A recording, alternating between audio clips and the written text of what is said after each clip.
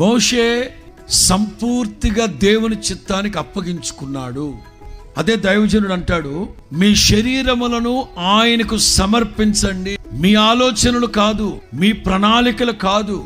కోరిక అయితే ఉండొచ్చు, మనం అదే పాడుకున్నాం, నా కోరిక. మనం వేయకూడదు ప్రణాళికలో. ప్రణాళిక వేయాల్సింది ఎవరు? ఆశపడాలి మనం. ఏబి మాసిలమని గారు అంటారు, ఆశ లేని వాడిని దేవుడు కూడా ఆశీర్వదించడట. ఆశపడాలి. అదే సామెతలో ఉంటుంది, మీ ఆశ భంగము కానేరదు.